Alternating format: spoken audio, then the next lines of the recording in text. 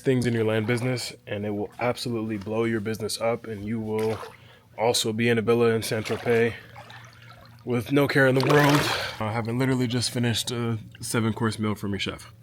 A few things. Number one, and primarily, whatever marketing channel that you are using, you need to be able to master that marketing channel before you go off to another marketing channel. And what does it mean to master a marketing channel? A lot of people don't actually understand what this actually means. What it means to master a marketing channel is when you have mastered the lead management, you have tracked the KPI, so you know if you send out a certain amount of marketing, you know exactly what's going to come back, you know exactly what's going in, you know exactly what's going out, you have touch points set on all of it, and on top of that, you know what the sales cycles are for each one of your marketing campaign. So the other thing too is knowing how to master the sales cycle. This is what a lot of people don't understand. So you have different sales cycles for different kinds of properties that you're selling as well. So, I mean, I know that a property we go to sell for $700,000 or $800,000, that is a property that has a way longer sales cycle than a property that we have that is selling for $150,000. These are things that you have to know. So what are my sales cycles? So if I send out this marketing, how long do I expect for it to go before I make a return? I make $1 back on this investment. These are all things that you have to understand. So really, a lot of this is about tracking. When you understand how to track, that is when you begin to master your marketing, and you've got systems built around it. What do I mean when I say systems? Well, what happens from the time it goes out to the time the deal is closed? Have you documented every single process from the time it goes out to the time it goes closed? And what are all the things that you could do wrong along that process, and where do you usually mess up?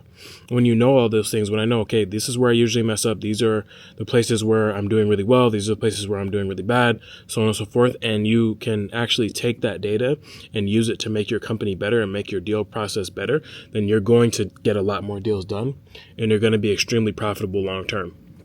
This is the thing though, most people don't even know their data, they don't track their data, they don't do it. And because you're not doing it, because you're not tracking data, because you don't know what's going in, because you don't know what's going out, because you don't do any analyzation, what happens is you're like, okay, well, that deal was luck. Me getting that $100,000 profit deal or that $20,000 deal or that $30,000 deal, it was luck, when in reality, it's not luck. None of this is luck when you track it properly.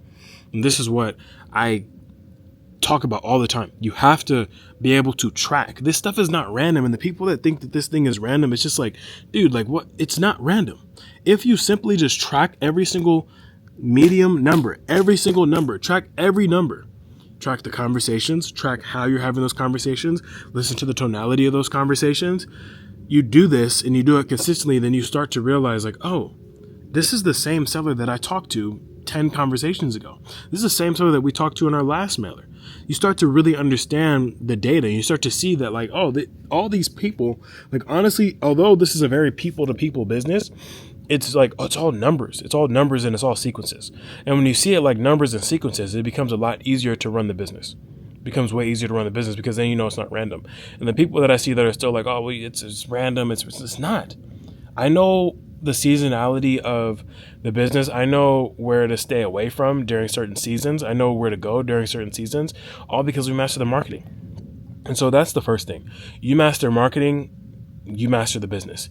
The second thing is mastering the ability to talk to people, which I spoke on a little bit earlier. But if you want to really blow up your business and you really want to add an extra $50, $60, $100,000 into your business, you have to know how to talk to people and you have to know how to speak to them well. On top of talking to people, they need to be quality conversations. So are you able to have quality conversations, one?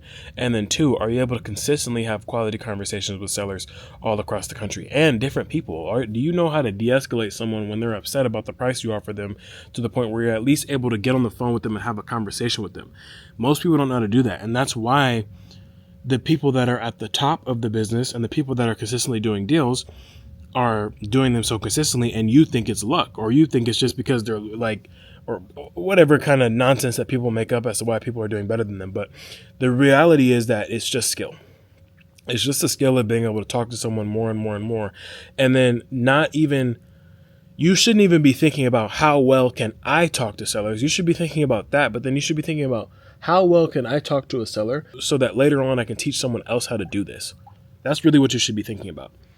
I need to figure out, how do I get really good on the phone so that I can build processes around us being on the phone and us being on the phone all day so that I can delegate this off to someone else. Because I kid you not, as good as I thought that I was over the phone, my team handles calls way better than I did. Way better than I did. But that's because years ago, I would focus on, like, okay, how do I talk to this person versus that person? And then how do I actually build a process around that? How do I build an A to Z roadmap on how to talk to Billy Bob from Texas or Sally Sue from California? What are the differences in tonality? What are the differences in how we talk to her? What is the difference in how we talk to this guy? What are the ways that we can build rapport? How do we talk about hunting versus how we talk about... There's just so many different things that you have to understand if you want to get really, really good at this business. If you want to get really good at this business, you have to understand the differences between talking to people. And then also in selling your property. I think a lot of the time people try to make deals where deals don't exist. And I see this very often because we get a lot of deals submitted to us in our funding business where people will try to send us a lot of deals that are like, I'm like, dude, you forced this deal. This is not actually a deal. It's like the margins are not really there. And you have to know, like, this is all a part of acquisitions. Like, if you have bad acquisition skills, then yeah, of course you're not negotiating down. Of course you're not able to negotiate down to where you're supposed to because your acquisition skills are not good. And then you're like, oh, well, the seller said that. The seller said. Well, is the seller the authority or are you? And this is what you have to ask yourself. Is the seller the authority or am I the authority? Because last time I checked, I sent them an offer. And if I simply just negotiate better, well, then I can get way more money on my deals. So just with better negotiation skills, you will push yourself along that much further. And I think a lot of people's negotiation skills are frankly just not that good. And then they blame it on the market being bad. Or, oh, this is like, don't get me wrong, it's hard. And we've had sellers that when we talk to for years before we ever get them under contract. But one thing that I'm never going to do is buy a bad deal, because no deal is better than a bad deal. You don't want to lose money on deals. You have to be able to consistently negotiate, and that's a part of business. It's a part of business. Negotiations are a part of really good business. If you can get the seller to agree to their original reason for selling and you can get a real pain out of them, then that's when you can negotiate down to whatever you need to negotiate to. And that's what you have to understand. You need to be able to resort back to the seller's initial pain. And there are plenty more sellers than you think that actually have a pain in which they need to solve. You just are not good at getting that pain out of them yet. So the better you become at getting that pain out of that seller, the better you become at negotiations, the better you become at closing deals that are more profitable. And most people don't know how to do this.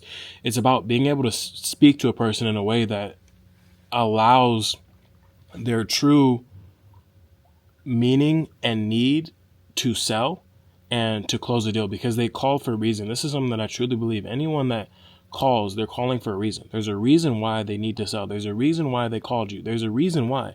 So you need to figure out the exact reason why and figure out how you can help them solve that problem. There is a reason why. There is. And no matter how much they posture, no matter how much they stall you out, no matter what excuses they give you, no matter who they got to talk to grandma or niece, nephew, or whoever, it doesn't matter. You gave me a reason. You called for a reason. Now, my job is to figure out what that reason is. And then once I figure out that reason, I'm going to use that to my advantage until you sign this contract and we close. That's it. That is how you sit here. And when you just focus on those couple things that I mentioned, there's so many other things. There's so many other things to really explode your business that I do teach to LandVerse clients. So if you want to be a client of mine, feel free to book in a strategy call below. I'd be happy to help you. But there are so many reasons why and so many ways to blow up these businesses, right? But if you simply do these two things that I just mentioned, if you simply understand how to speak to sellers and you turn on your marketing and you master your marketing, just those two things alone, you will make so much money. And this is the last thing that I will say. Many of you are like, oh, well, what about the money for the deals? Or what about funders? I never worried about that coming up. You're worried about the wrong thing. You're worried about the wrong thing. What you need to be worrying about is getting quality deals in, because guess what? Money will always find good deals. Money always finds good deals. I used to go after like these, and I still do. But when I started, and it's funny now because, now I can actually buy these deals and fund them no problem. But when I couldn't fund them, I was going after the multi six-figure deals. I was going after 7-figure deals when I had no money at all. But it's because I knew that if I just found good deals, then it was going to come. The money was going to come. So money will always find good deals. So don't stop worrying about the money. You guys are worried about the wrong thing. focus on how do we find good deals consistently, and how do I get really good at sourcing good deals. And not only how do I get good at sourcing good deals, but how do I take this skill and delegate it off so that I can chill in the pool when I want to.